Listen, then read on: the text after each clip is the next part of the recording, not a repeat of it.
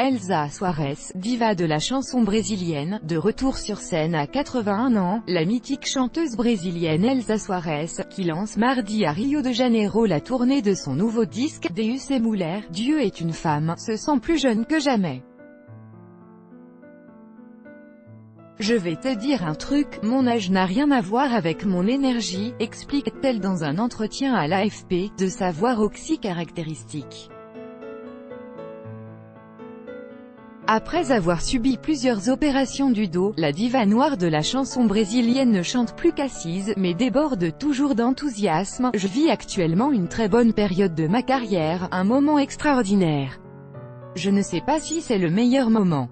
Le meilleur, c'est quand j'ai commencé. Au début, tout est merveilleux, se souvient celle que la BBC a sacrée en 1999, chanteuse brésilienne du millénaire.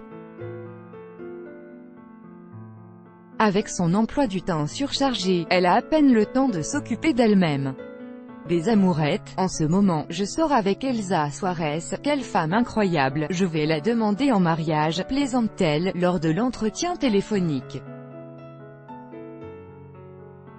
Même si elle garde son humour, Elsa Soares est indignée par la situation du Brésil, et critique la vague conservatrice liée à la poussée des églises néo-pentecôtistes de même que les inégalités béantes d'un pays encore frappé par de graves problèmes de racisme. Nous vivons dans un pays plein de préjugés, c'est horrible. C'est ma patrie, je l'aime à la folie.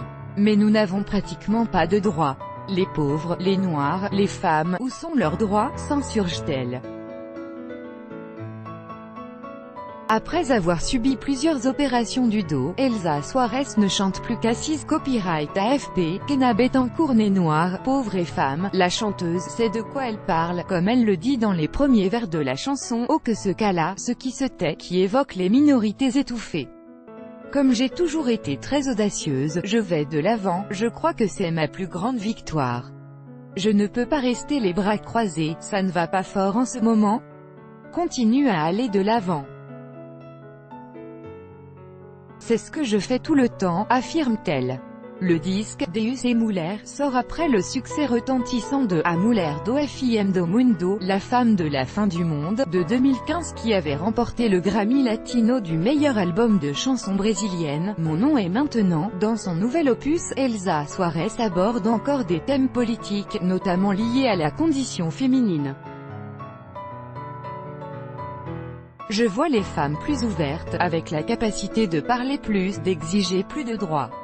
Les femmes doivent être au sommet. C'est la fin de l'esclavage féminin, déclare-t-elle. Sans les femmes, le monde n'existe pas. C'est pour ça que Dieu est une femme, conclut la chanteuse. Elsa Soares est aussi le personnage principal d'une comédie musicale qui lui est consacrée, à l'affiche jusqu'en septembre à Rio. La pièce raconte son destin incroyable, de l'enfance dans une favela à la relation à la fois fusionnelle et parfois orageuse avec Garrincha, légende du foot brésilien, décédé en 1983, meurtri par les ravages de l'alcool. Pour Larissa Luz, chanteuse qui incarne la diva, présenter cette pièce à Elsa était un vrai défi.